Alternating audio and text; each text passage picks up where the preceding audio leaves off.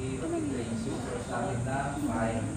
Kasi, pagka yung pinanggalingan, point of origin, yun sinasabi nila ng source, pero sometimes mga nursery area lang yun, or doon lang nila, from Indonesia, doon ang bumabang na sa mga So, wala ba sila nabanggit sa inyo na yung talagang hatchery operator sa Pilipinas na ito, o bang kasi nakakabili kami dito, wala ka na. Kulang pa tayo. Wala ba tayong hatchery? Ito, balik ko sa Bipa. Ang malaking hatchery sa dahil. Pero nilagubenta sa Very good na sila. yung ayos mo.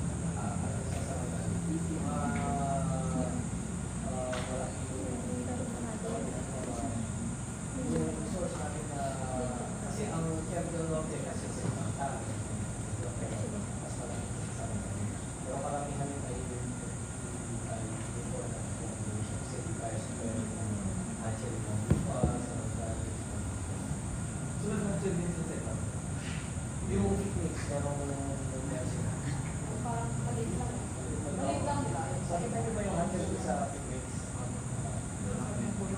Hindi sa kapila. Hindi yun ata regular kasi kaya hindi na isulat yung mga breed pieces na production. Ito wala sa serval talaga.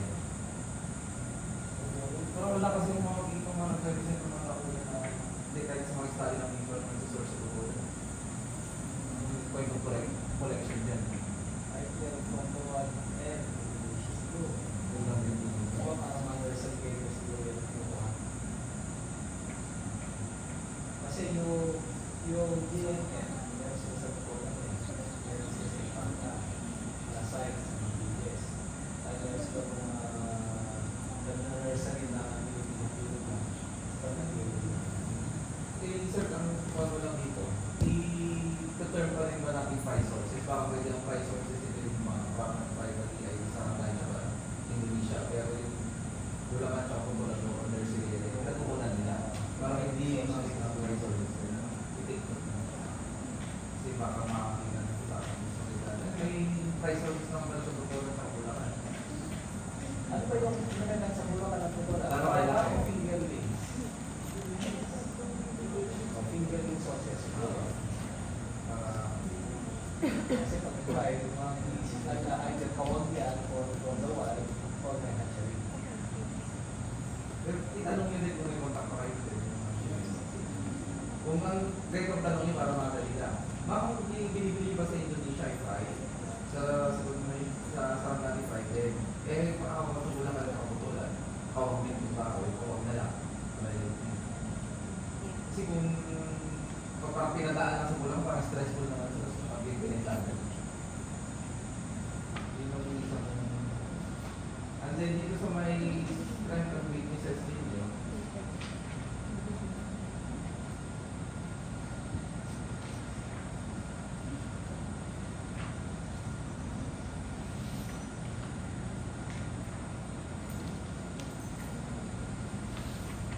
construction o mortality did as strength. Siguro mas i-improve yung pagkakataon ng construction. Mga may dedicated lang pang na dalayan ng mga utak. Kasi kung ang pagkalaki, hindi plan na construction.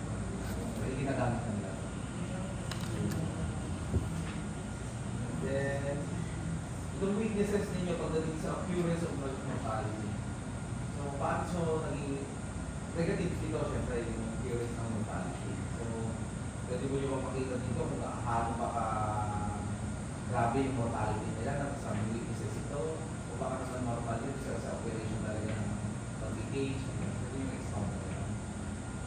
Or paano yung i-deliver na hindi yung occurrence of mortality. Kasi generally, nag-occur naman lang yung occurrence of mortality sa lahat ng mga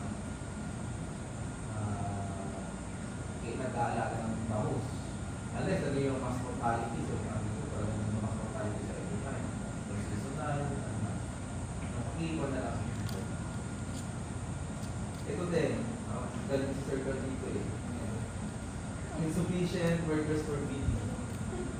Ano ba yung nasabing insufficient yung workers for feeding? Sa amin po kasi talagang sinabi po na kulang po talaga sila sa side ng feeder po. Right? Parang ang nangyayari po is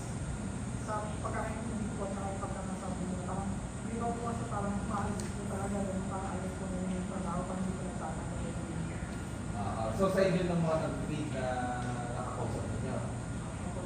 Pero sa tingin nyo ba, pag tinanong kayo ng in the future, siyempre magmamanage kayo ng farm, o kaya ano ba yung dapat na pagkatamtaman na tinatrabaho ng feeder? Ilang sako dapat ang natatrabaho sa isang araw? Mayroon ba sila? Kung for example, ano ba yung observe nyo doon? Yung isang feeder nila, na tao nila, ilan yung pinapakain ng feeder? Pero malalayo ko kasi business na Nagpapangka ako. hindi dito pa tayo sa sila. 12 meters? Lapit ng 12 meters? Di ba nag-hire sila ng specific para talaga sa pagmamahal? Yun lang talaga yung magawa. Di ba? Ngayon kasi hindi siya ilagay yung people distribution, workers per day, hindi dapat alam nyo kung ano ba yung distribution, paano ba yung distribution. Mga mamaya tapos kung ginagawa ng circle, pagka tingnan niya yung per hectare, kung per cages, ito yung Ano, parang baba ang sweldo kaya mabilis. Ano bang compensation ko doon? Parang sa pagkakailan, iba-iba po ng parang reason. Ano para? Ay, iba din po yung reason. Pero isa lang po rin sa pangalas ng parang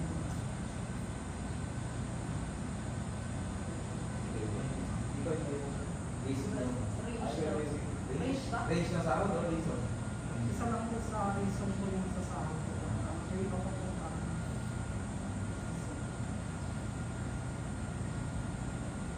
Yun ang bilang ng aking Di ba nga hindi naman sila parang yung regular ko? Yung papasok na sila parang pasok pa ka. Parang may tawag sa mga ganun sila eh. Dahil parang ang gagawin lang talaga nila.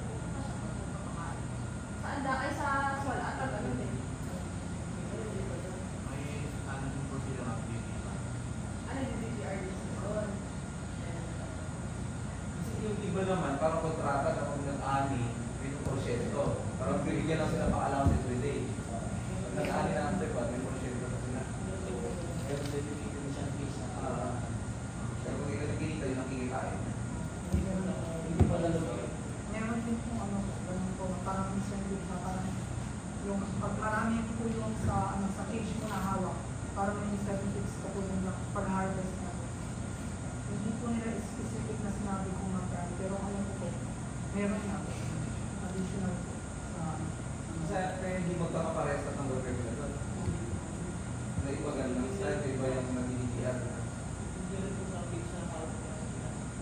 Tapos kung hawak ko lang page is, na-rin sila yung quota na hinahanap sa kanya is, meron sila incentives.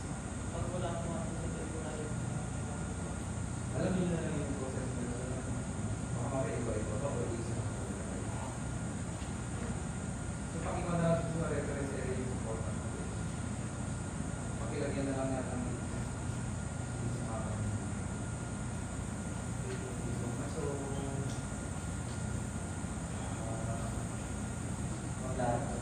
makuli na kaya tayo doon. Comments and suggestions sa written care sa mga basa. Sa mga question po, para sa will you consider Kera Infanta Pangasinan sa work ba? Napilan na si Kuya Patrick. 1 year ahead sa amin yun. Hindi niya ba? Graduate tayo doon. Tagal na niya, parang fresh, simula nung graduate siya, hanggang ngayon, nandun siya. So kayo, will you consider Kiera Infanta Pangasinan for work? Why and why not? So, walang walang chika Kaya yan. yung pag-handle na sa mga staff nila. Saka yung affordability, nakapagalitin ko sa SC,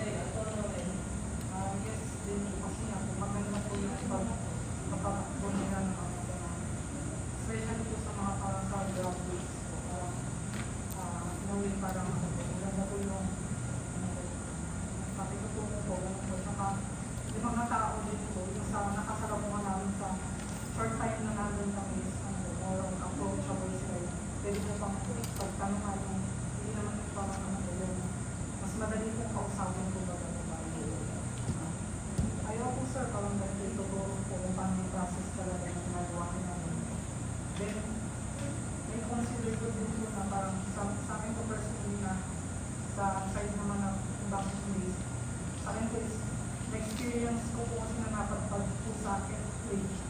Sa F3 yung pinakamalayo po na part po sa malakas po ang sa akin po is personally nahihilo po ako kaya pwede po pero sa ako na rin po sa part po na I-recommend ko sana ni Sir Carl.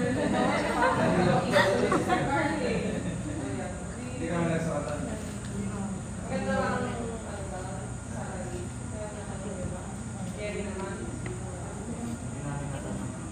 Ay, tinanong ko namin para dito. Yun yung sinabi ko. Pero okay lang. Okay ka na daw. Lalo kung may mga project. Level naman po yung food sa kailang mag-iisa. Okay, hindi naman.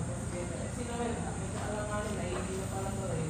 Kaso di ka people pa naman. Sige, yun lang sa akin, sir. Ikaw po, hindi pa lang.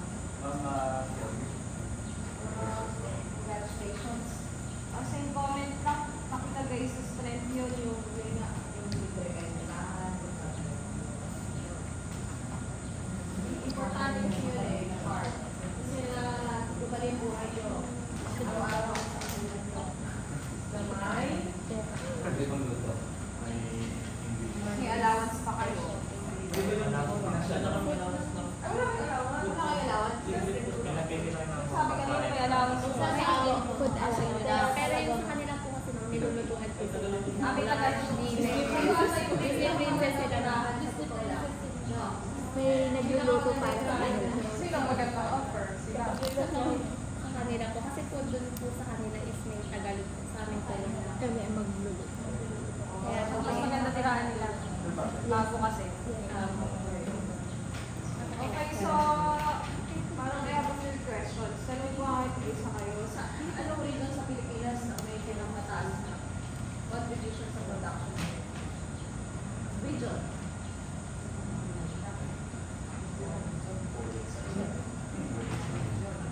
Region.